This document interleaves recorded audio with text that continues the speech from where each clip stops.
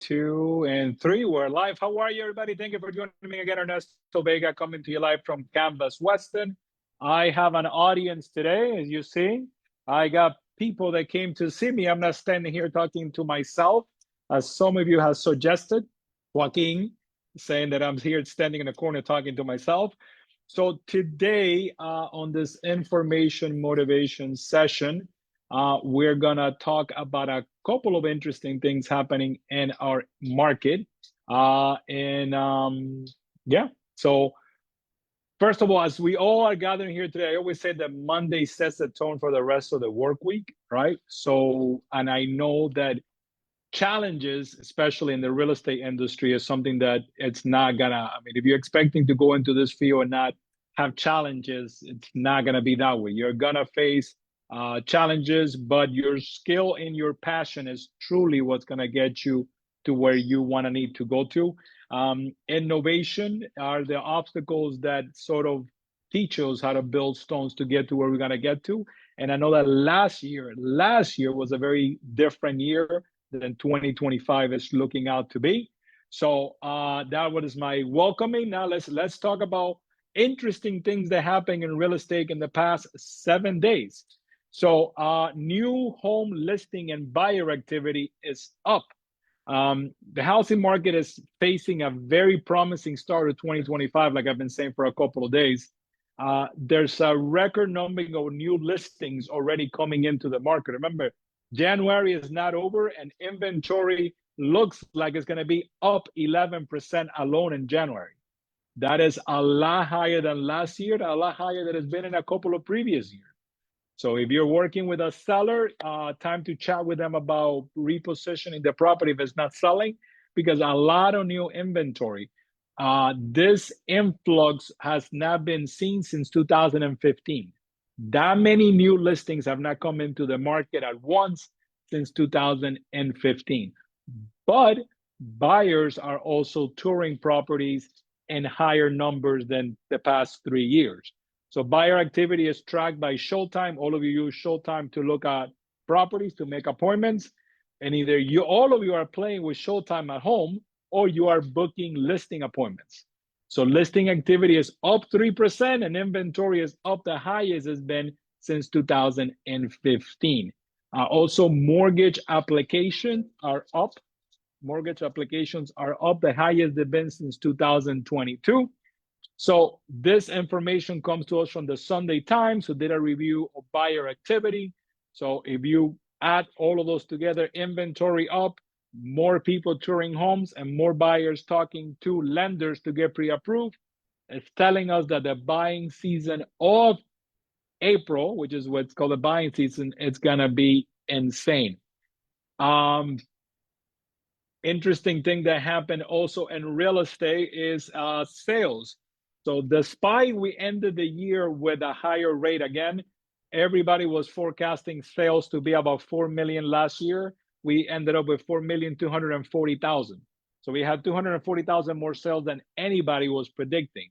So it shows the resilience of the buyer. And for those that saw me on Friday, anybody raise your hand if you saw me on Friday? Okay. So remember when we talked about the new buyer, who is the new buyer? The new buyer is the sellers. Sellers that are not going to sell, that might be either moving up or making and buying other property. So buyers are going to be sellers, which means that answers that why the inventory is up, why inventory keeps moving up. As long as we have a strong job market, we're going to have a very interesting 2025. And another fun bit of interesting news. Anybody know who Tom Brady is? Anybody online know who Tom Brady is? Anybody here know who Tom Brady is? Okay. So Yes. Tom Brady was building a house next to Bezos in Indian Creek in Miami Beach, and he's put it for sale. He doesn't say if he's leaving Miami or not. Remember, his wife lives down the street in Southwest Ranches. You guys know that? She lives just down the street. Have you guys seen her at Publix yet? No? Yeah, getting a pub sub? Okay. So it cost him $107 million to build a house, and he's put the house for $150 million for sale. If it sells, it will be another record-breaking sale for South Florida. So it's a magnificent property. It's a very exclusive neighborhood. The reason that he put the house on the market, nobody knows, because everybody thought he was going to stay living here because his kids are down the street. Maybe he's moving to Fort Lauderdale. Maybe he wants to be closest to his kids. Nobody knows, right? But, interesting fact there. And then another interesting bit that came out this week worldwide, Reuters organization, which Reuters is a newspaper organization worldwide, has deemed Brickell. Any of you guys ever been to Brickell? Cruz hangs out in Brickell every weekend? No, not every other weekend. Okay, so Brickell was named the top lifestyle destination place among the top lifestyle destination places in the planet. Brickell. Yes. Yes. So Reuters says that we have the most lifestyle, walkability, amenities, and it is attracting a population and businesses from all over the world. So if you know that Brickell is a hot place, maybe we should be working on advertising Brickell.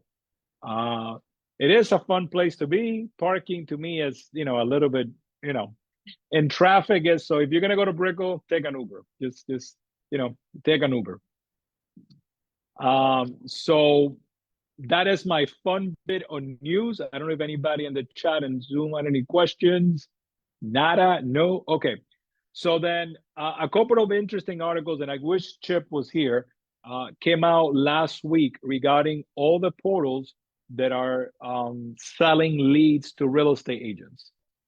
There's a bunch of portals. I don't want to say the names because I don't want to get in trouble, but you all know what they are.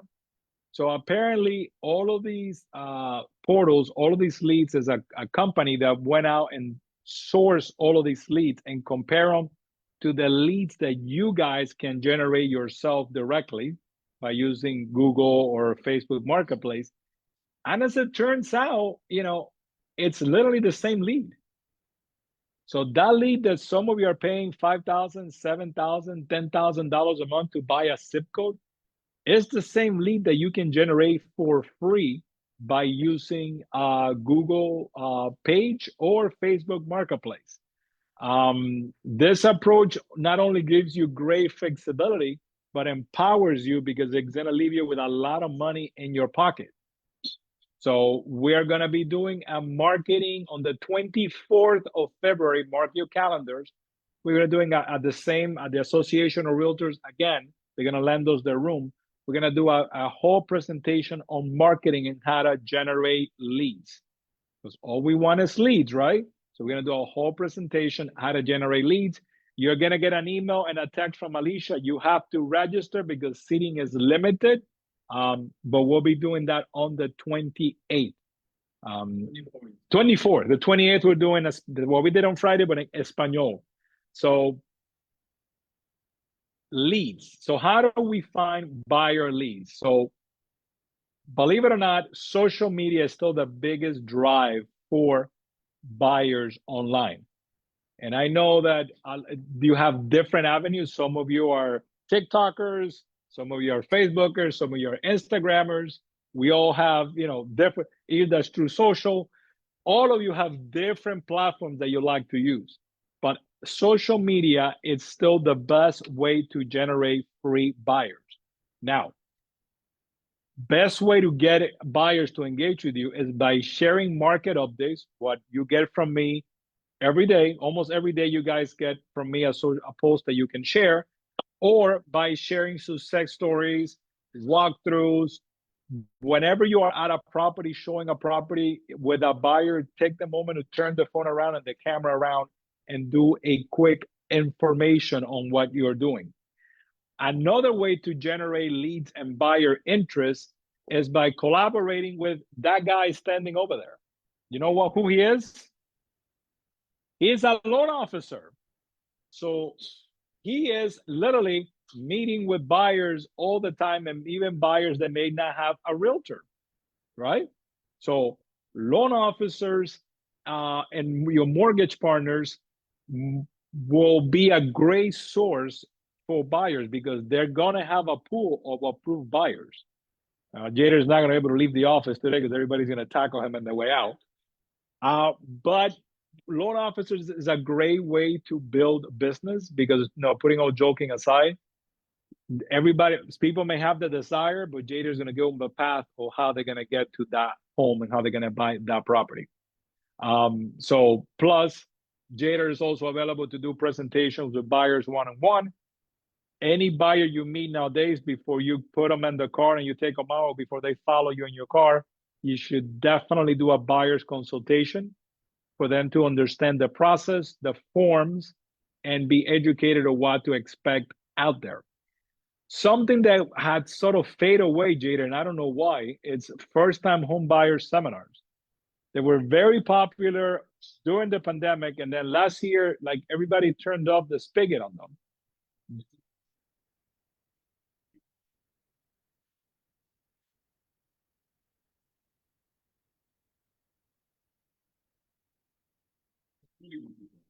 Yeah.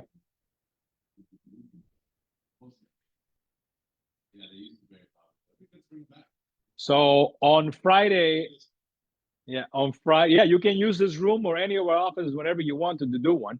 On Friday, I shared with you guys that based on NAR and in the MBA, they compiled the information, when do tenants become buyers, right?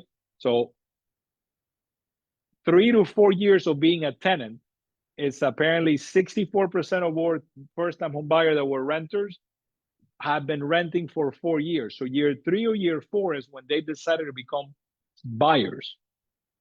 So if you're gonna be working or you're gonna be putting energy into reaching out these tenants for them to come in and become buyers, it's very simple. Look for a property that was rented 4 years ago or the property was rented 3 years ago. If it's the same tenant living there for 3 to 4 years, that means that they already saved enough money, right? And they're gonna be your perfect buyer.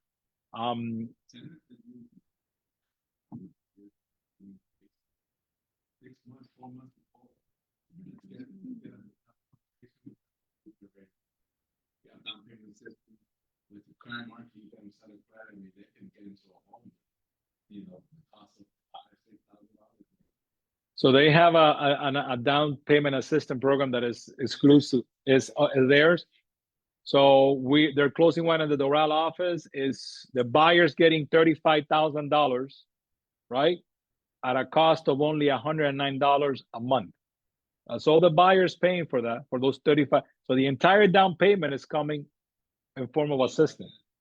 They finance the down payment for $109.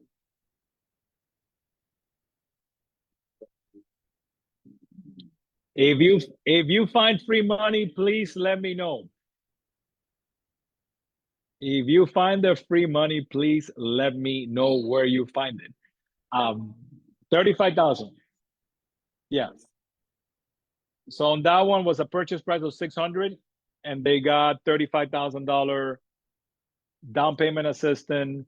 They went for the one that they were not the one that is forgiven, the one that they'll refinance later, because they'll refinance in 5 years, and then by then the equity went up, and then that's put away. Yeah, but anyway, $35,000 for $100 a month can beat that. Another way.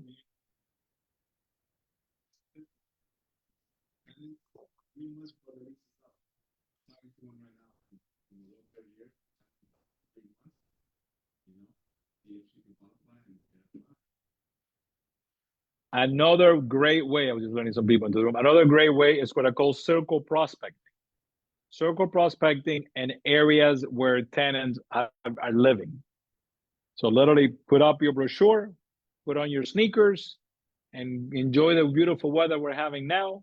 And if there's 10 homes in a neighborhood that are tenants, go by and leave on the brochure, buying versus renting. Let's do the math.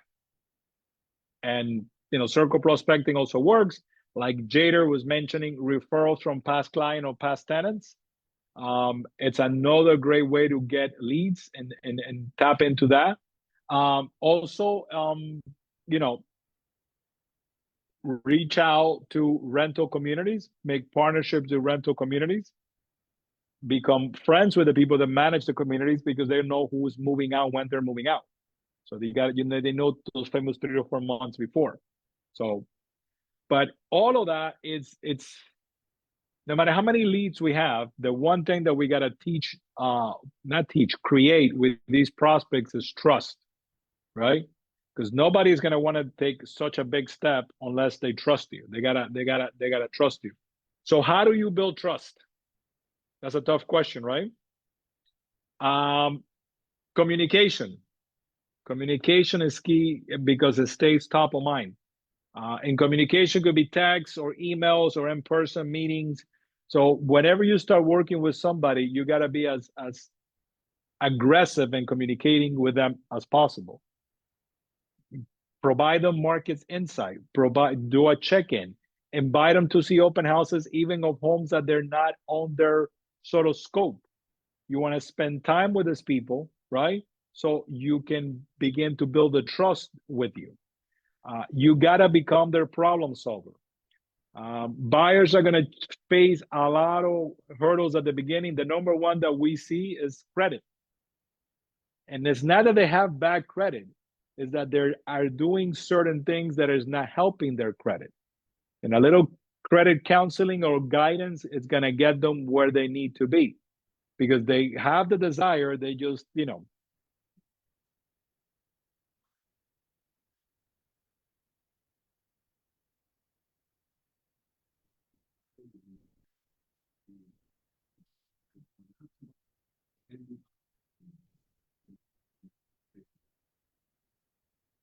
so, you know what's really important in creating that trust is explaining explaining the buyer agency agreement, and for them to understand how we work.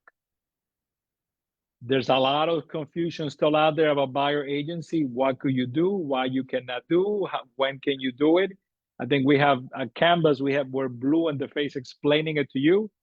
If you still are confused and need some guidance on how to present the buyer's agreement, please reach out to me and I'll be more than happy to sit with you one-on-one. Or if you want to make a little group of 4 or 5, I can gladly sit with you guys and explain it. But that agreement is key on building trust and relationship with a buyer. You know,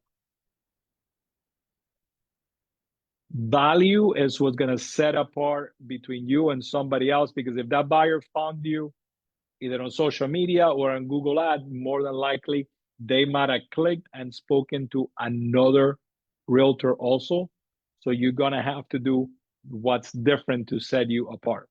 And to me, it's better to over communicate than under communicate. So that is my rant for my Motivation Information Monday. I don't know if you guys here have any questions, or the group in Zoom has any questions.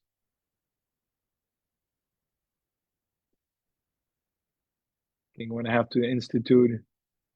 Joel, any questions? You always have a question for me. I'm good today, Ernesto. Thank you so much. You're good today. All right.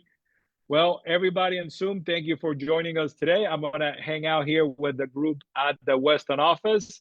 And remember, tomorrow we have our Ask the Attorney session. Don't miss it.